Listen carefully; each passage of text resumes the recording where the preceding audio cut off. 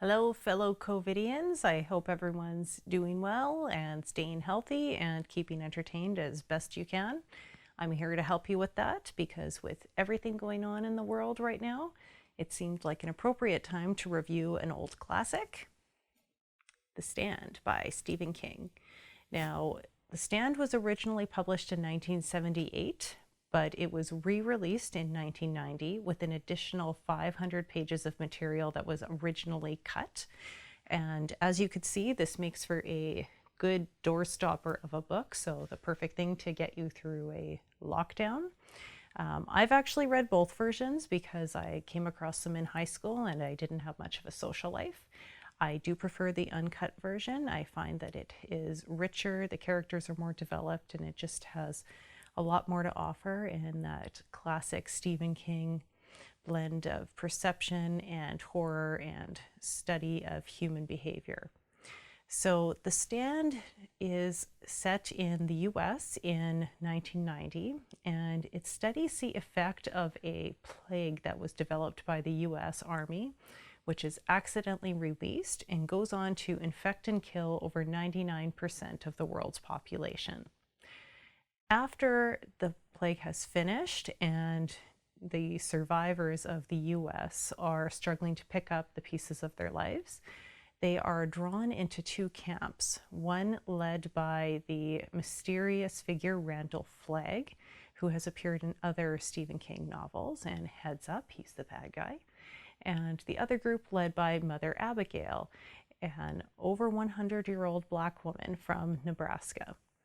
The survivors will end up pitting themselves against each other to see which group ultimately survives in a game that King himself has described as dark Christianity. Now, Stephen King is at his best here when it comes to writing. The plot is well written and believable, scarily prescient in these times. It's amusing from today's perspective to see the president reassuring people that this plague is not very contagious and that you will not die from it. It's also interesting that one of the main male antagonists is what we would refer to today as an incel. The characters are mostly interesting. My favorite is Glenn Bateman, who is a sociologist and provides a lot of commentary on what life is like as it's breaking down. And those are actually my favorite parts of the book, when King describes the looting and the rebellions by army personnel and just how people fall apart without law and order or any sort of structure to keep them in, and how they begin to reorganize themselves as they gather in groups again. And the shape that those groups take in the group led by Randall Flagg, the evil side, and how it differs from the side led by Mother Abigail, the good side. Now, I am reading this from a 2020 point of view and that of a feminist woman, and it is interesting to notice the things that I missed when I first read it in high school.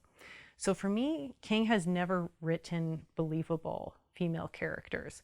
And it's really striking to have females say things like, I need a man. It's very disheartening to see other females choosing to become lesbian and then later deciding that they are actually just bisexual. Yes, just bisexual. It's interesting and a little disturbing. I don't feel like I can comment on this, but the leader of the good party, Mother Abigail, really seems to be a stereotypical Black woman in this type that's been used in literature. I don't feel I'm the right person to comment on that, but this was something that made me uncomfortable. And along that line, there is a lot of language in this book that is not something most people want to hear today. The book also seems implicitly to condone domestic violence. There's one scene early on where a male character strikes his wife, and it's in defense of their daughter. So even though he's defending the daughter, it's very disturbing to see him strike the wife and then defend himself by saying, I don't believe in hitting women, but you had that coming. So in summary, this is an interesting read, very thought-provoking, and you're not going to be able to get away without asking yourself some interesting questions. Can people learn from their mistakes? Can people change? what draws people to good and what draws people to evil.